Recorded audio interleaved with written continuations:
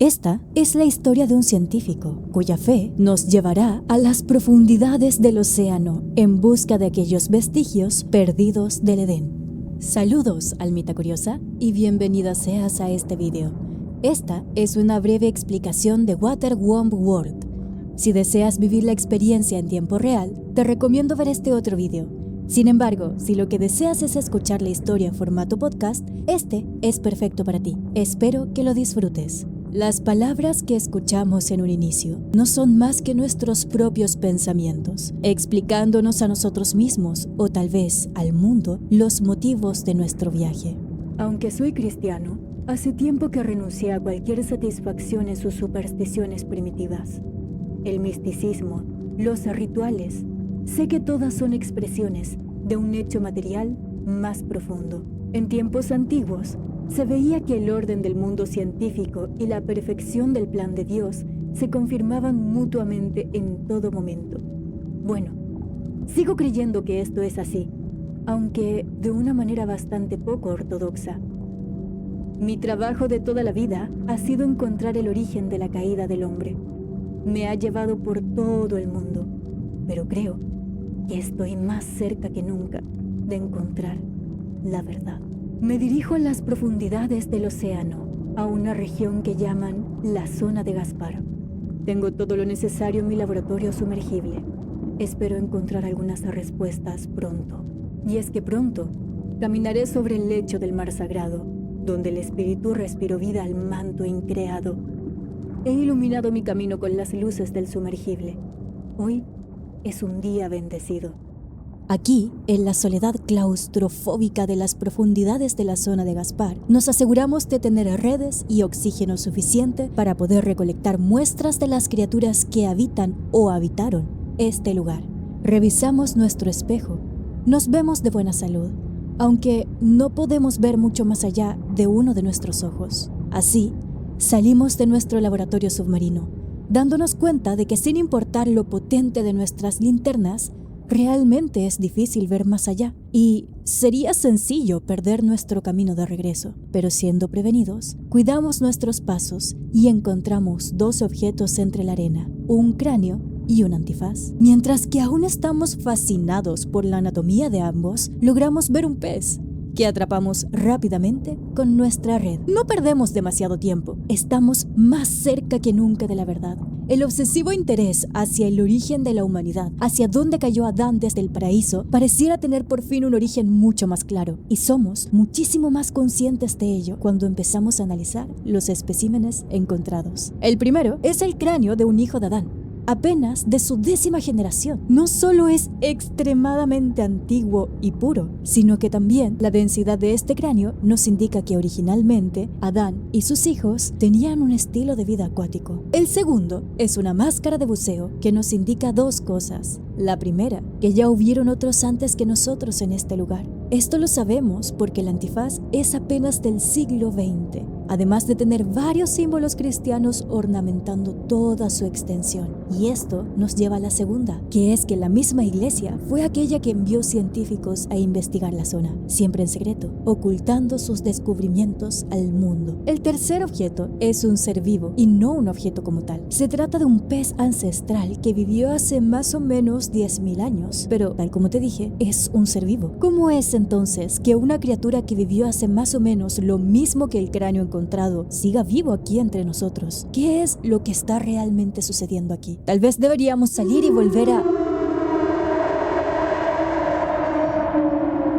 A pesar de que siempre ha sido así, oscuro, de pronto tenemos la sensación de que la oscuridad nos consume mucho más que nunca. El sonido se repite y es envolvente, similar al de una ballena, pero muchísimo más grande, muchísimo más glorioso. Y cuando intentamos investigar fuera de nuestro lugar seguro, como si ya no fuese lo suficientemente claustrofóbico, nos damos cuenta de que nuestras linternas ya no funcionan. Solo nos queda confiar en que Dios, más que nunca, nos acompañará y guiará nuestro camino. Hijo de Adán, ruégote que me escuches.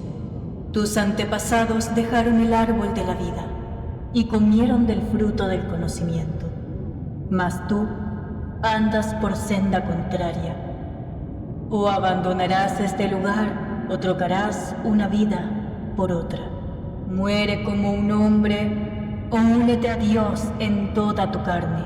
Oír la voz de tu Dios es tornar al principio de todas las cosas, volver al seno donde las palabras desfallecen y toda lengua enmudece. Sabed, pues, esto: no soy sino su mensajero, criatura hecha por su voluntad, y nada más sé que aquello que se me ha dado a conocer. Hijo de Adán, ruégote, ruégote, ruégote. Retornamos al laboratorio. Aquello que acabamos de enfrentar, según nuestros recuerdos de las sagradas descripciones dichas en el Génesis apócrifo, es nada más y nada menos que un ángel.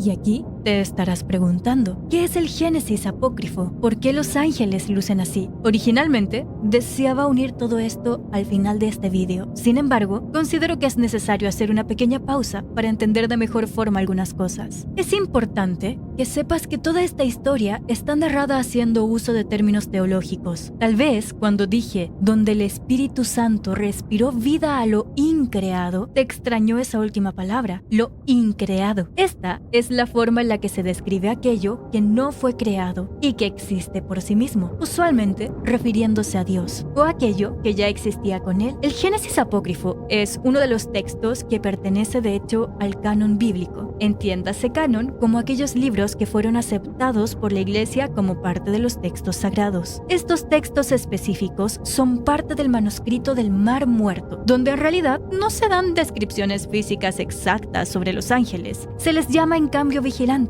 y se menciona que en tiempos antiguos los ángeles bajaban a tomar como esposas a mujeres humanas. Lo más similar a una descripción podría ser que se le confunde a Noé como el posible hijo de uno de los vigilantes, debido a su apariencia extraordinaria y celestial. Normalmente asociamos esto a una belleza enorme. Sin embargo, tampoco se especifica en estos escritos qué son esas características celestiales que tanto temor e inseguridad provocó en su propio padre, quien dudó que este bebé fuera su hijo. Sin embargo, después se le confirma que es suyo. Estos textos, debo decir, están incompletos, por lo que tal vez en la narración propia del juego fueron encontrados ya en su totalidad, o simplemente el autor intentó hacer una referencia. Igualmente, eso no es todo. Hay descripciones más detalladas sobre Noé en otras partes, como en el libro de Enoch. Ahí nos describen cómo era cuando nació y la percepción dada por su padre. Su cuerpo era blanco como la nieve y rojo como una rosa. El cabello de su cabeza blanco como la lana y su diadema hermoso. Y en cuanto a sus ojos, cuando los abrió, toda la casa brilló como el sol, o más bien, toda la casa brilló aún más. Y su padre Lamec le tuvo miedo y huyó y fue a Matusalén con su padre y le dijo: he engendrado un hijo extraño. No es como un ser humano ordinario, me parece más hijo de los ángeles del cielo. Su forma es diferente y no es como nosotros. Sus ojos son como los rayos del sol y su rostro es glorioso. No me parece que sea de mí, sino de ángeles. Este bebé albino, descrito con tanta extrañeza y maravilla, es el mismo Noé del diluvio. Tal vez creías que siempre era dibujado con el cabello blanco por ser viejo, pero no, siempre fue albino. Así que tal vez, volviendo a nuestra trama, nuestros recuerdos de esta blancura pura se mezcla con la imagen de esta criatura que relacionamos a los ángeles, con aquellos ojos tan simpáticos a la hora de entregar el mensaje. Regresamos a nuestro laboratorio.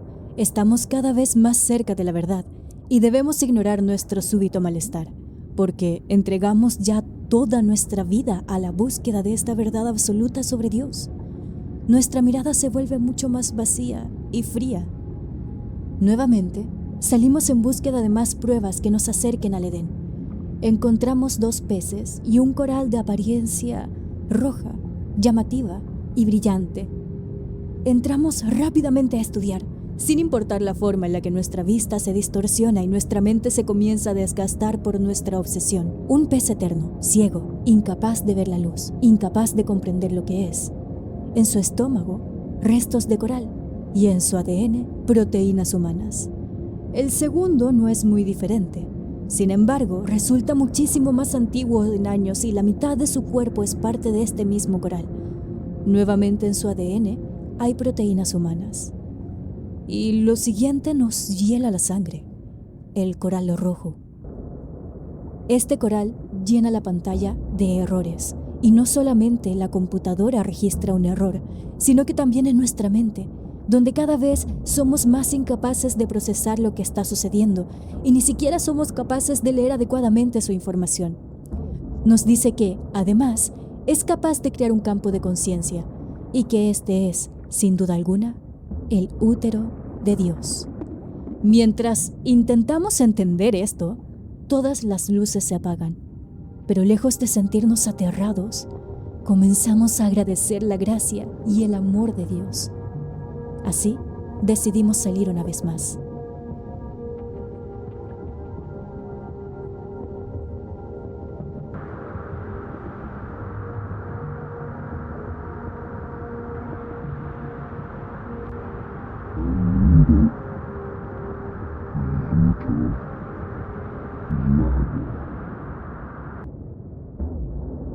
El mundo del útero del agua. Con esas palabras, solo por instinto, volvemos a nuestro laboratorio. Pero es demasiado tarde. No tenemos nuestro oxígeno y no nos preocupa, ni siquiera nos importa, porque solo podemos sentir una cosa: hambre. Mucha, mucha hambre. De pronto, parece que ya tomamos la decisión hace mucho. Siempre estuvo muy claro. Nos uniremos a Dios en toda nuestra carne. Rápidamente vamos al exterior y seguimos nuestro camino. Comemos coral una, otra y otra vez. Necesitamos saciar nuestra hambre y unirnos a los ángeles, así que volvemos a probar del coral que, con un sonido aterrador, se eleva ante nosotros. Esto fue Waterworld World.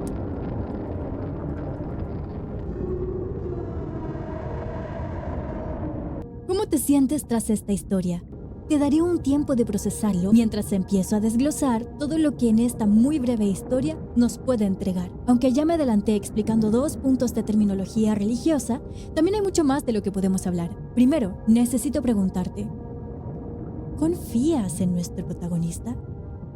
Esta pregunta puede sonar tonta, pero es importante para comprender las diferentes formas de entender el juego. Mientras piensas en ello, iré por otro tipo de explicaciones, la de los comentarios del creador. Desde el punto de vista artístico, las selecciones de diseños fueron más bien según la preferencia del momento de su autor, quien nos aclara que la apariencia de nuestro ángel inicialmente iba a ser un dugongo, pero prefirió inclinarse por un calamar debido a que resultó con una expresión más desenfadada y menos aterradora.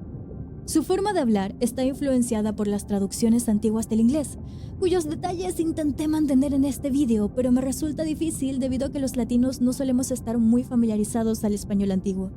Aún así, intenté que sus palabras sonasen muy similar a cómo sería una traducción antigua de la Biblia. Además, nos aclaran que el mensaje tal vez no era tan literal como lo escuchamos, sino que más bien lo que leemos es la interpretación de nuestro propio protagonista respecto a esta aparición. Aquí ya vamos viendo algunas pistas sobre si confía realmente en nuestro narrador. Continuemos. El coral, por otro lado, son basados en tortugas. El autor tuvo que cambiar la forma porque miren esta carita toda preciosa y adorable. Esto no servía, era demasiado amable. Sin embargo, debido a lo fácil que es relacionarlas a la sabiduría y lo raras que son, el autor mantuvo a las tortugas en vez de cambiarlas por otro animal. Y aquí nos aclaran algo. ¿Qué es el coral? ¿Cómo funciona? ¿Y qué deberíamos pensar sobre él? Es algo que prefirió dejarlo de manera mucho más ambigua y a interpretación de cada quien. Y nos dice algo más. Sin importar si consideras que el jugador es parte de un frenesí animal o parte de una locura sagrada, siempre va a correr hacia su propio origen. No nos aclara, y es que explícitamente incluso nos da más ideas, si el protagonista se vuelve una bestia, si es que se vuelve parte del coral, o si simplemente fue directo hacia su muerte. Sin importar lo que haga, es lo mismo, logra retornar al punto de origen. Entonces, ¿Cuál fue tu conclusión? La mía es 50-50. Si bien considero que nuestro protagonista claramente tiene una obsesión poco sana hacia la religión, él en realidad olvida por completo los paradigmas de esta misma. Él, desde un inicio, lo afirma. La iglesia y sus creencias o rituales son inútiles. Considera que sus características no son más que supersticiones, despreciando aquello que al final es una de las tantas formas de la humanidad de lograr tener cierto control en sus actitudes más destructivas. Y es que, más allá de lo que pienses sobre los religiosos, la iglesia, sus organizaciones o variaciones, podemos estar de acuerdo en que la mayor parte del tiempo la religión se basa en ciertos valores, en reglas que dan forma a la humanidad para su respeto y cooperación hacia un futuro mejor. Que algunos no respeten esto o no lo terminen de entender es otra cosa. Y aquí, justo en este grupo de personas, entra nuestro protagonista, quien está precisamente obsesionado por encontrar la caída del hombre. Y diría que precisamente eso es lo que encuentra, aunque no necesariamente en el final del juego. Desde aquel momento en el que él deja de comprender las bondades y el sentido de Dios, de su amor, de sus mandamientos, y solo se obsesiona con un lugar y una figura, ya logró alimentar la caída del hombre. Logró alimentar a esta expulsión de Adán desde el paraíso, siendo Adán un hombre. Porque estando cegado por sus propias ambiciones y fanatismo religioso, en vez de su sentido, solo se vuelve uno más de aquellos peces sin ojos, o uno más de aquel coral sin cerebro ni conciencia real. ¿Es mi interpretación demasiado conceptual y en realidad esta es simplemente la historia de un hombre frente a una criatura Lovecraftiana relacionada a la creación? Puede ser, pero me gusta jugar a pensar un poquito más allá. ¿Y tú? ¿Qué opinas del juego? Estaré atenta en los comentarios y muchísimas gracias por ver este video, mi almita curiosa. No olvides que tu apoyo es fundamental y que siempre cuidaré de tu alma.